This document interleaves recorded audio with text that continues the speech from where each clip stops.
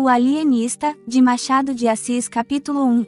As crônicas da vila de Itaguaí dizem que em tempos remotos vivera ali um certo médico, o Dr. Simão Bacamarte, filho da nobreza da terra e o maior dos médicos do Brasil, de Portugal e das Espanhas.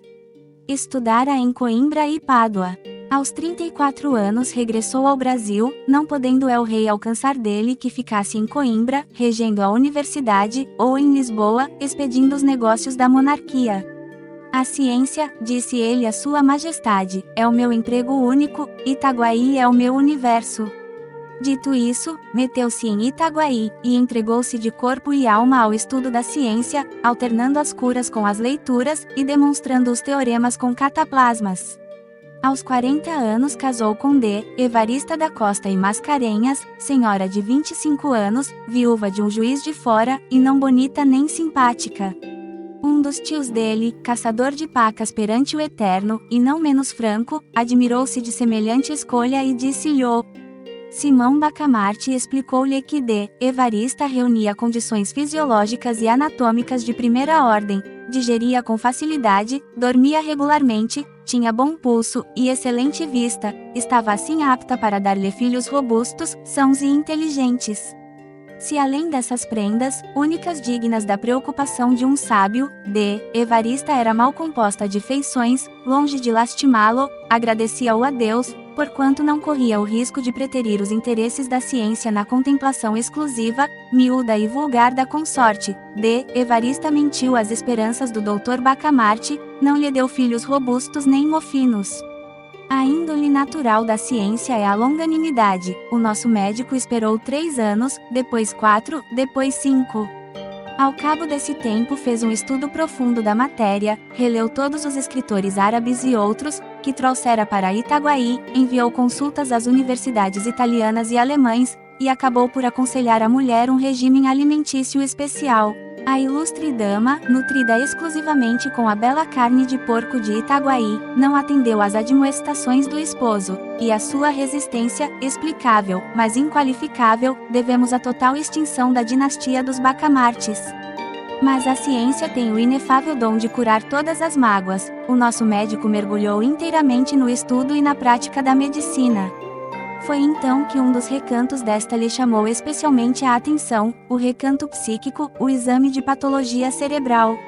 Não havia na colônia, e ainda no reino, uma só autoridade em semelhante matéria, mal explorada, ou quase inexplorada. Simão Bacamarte compreendeu que a ciência lusitana, e particularmente a brasileira, podia cobrir-se de louros imarcessíveis, expressão usada por ele mesmo, mas em um arrobo de intimidade doméstica, exteriormente era modesto, segundo convém aos sabedores. A saúde da alma, bradou ele, é a ocupação mais digna do médico. Do verdadeiro médico, emendou Crispim Soares, boticário da vila, e um dos seus amigos e comensais. A vereança de Itaguaí, entre outros pecados de que é arguída pelos cronistas, tinha o de não fazer caso dos dementes. Assim é que cada louco furioso era trancado em uma alcova, na própria casa, e, não curado, mas descurado, até que a morte o vinha defraudar do benefício da vida, os mansos andavam à solta pela rua. Simão Bacamarte entendeu desde logo reformar tão ruim costume. Pediu licença à Câmara para agasalhar e tratar no edifício que ia construir todos os loucos de Itaguaí, e das demais vilas e cidades, mediante um estipêndio, que a Câmara lhe daria quando a família do enfermo o não pudesse fazer. A proposta excitou a curiosidade de toda a vila, e encontrou grande resistência, tão certo é que dificilmente se desarraigam hábitos absurdos, ou ainda maus. A ideia de meter os loucos na mesma casa, vivendo em comum, pareceu em si mesma sintoma de demência e não faltou quem o insinuasse à própria mulher do médico. Olhe, D. Evarista, disse-lhe o padre Lopes, vigário do lugar, veja se seu marido dá um passeio ao Rio de Janeiro. Isso de estudar sempre, sempre, não é bom, vira o juízo. D. Evarista ficou aterrada. Foi ter com o marido, disse-lhe, que estava com desejos, principalmente, o de vir ao Rio de Janeiro e comer tudo o que a ele lhe parecesse adequado a certo fim. Mas aquele grande homem, com a rara sagacidade que o distinguia, penetrou a intenção da esposa e redarguiu-lhe sorrindo que não tivesse medo.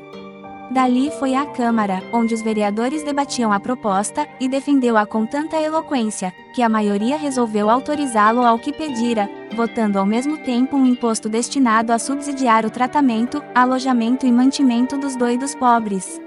A matéria do imposto não foi fácil achá-la, tudo estava tributado em Itaguaí. Depois de longos estudos, assentou-se em permitir o uso de 2 penachos nos cavalos dos enterros.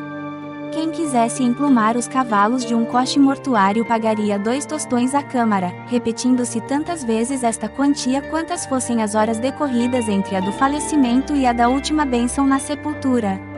O escrivão perdeu-se nos cálculos aritméticos do rendimento possível da nova taxa, e um dos vereadores, que não acreditava na empresa do médico, pediu que se relevasse o escrivão de um trabalho inútil. Os cálculos não são precisos, disse ele, porque o Dr. Bacamarte não arranja nada. Quem é que viu agora meter todos os doidos dentro da mesma casa? Enganava-se o digno magistrado, o médico arranjou tudo. Uma vez empossado da licença, começou logo a construir a casa. Era na Rua Nova, a mais bela rua de Itaguaí naquele tempo, tinha 50 janelas por lado, um pátio no centro, e numerosos cubículos para os hóspedes. Como fosse grande arabista, achou no Corão que Maomé declara veneráveis os doidos, pela consideração de que Alá lhes tira o juízo para que não pequem. A ideia pareceu-lhe bonita e profunda, e ele a fez gravar no frontispício da casa, mas, como tinha medo ao vigário, e por tabela ao bispo, atribuiu o pensamento a Benedito VII, merecendo com essa fraude aliás pia, que o padre Lopes lhe contasse, ao almoço, a vida daquele pontífice eminente. A Casa Verde foi o nome dado ao asilo, por alusão à cor das janelas, que pela primeira vez apareciam verdes em Itaguaí. Inaugurou-se com imensa pompa, de todas as vilas e povoações próximas, e até remotas, e da própria cidade do Rio de Janeiro, correu gente para assistir às cerimônias, que duraram 7 dias. Muitos dementes já estavam recolhidos, e os parentes tiveram ocasião de ver o carinho paternal e a caridade cristã com que eles iam ser tratados.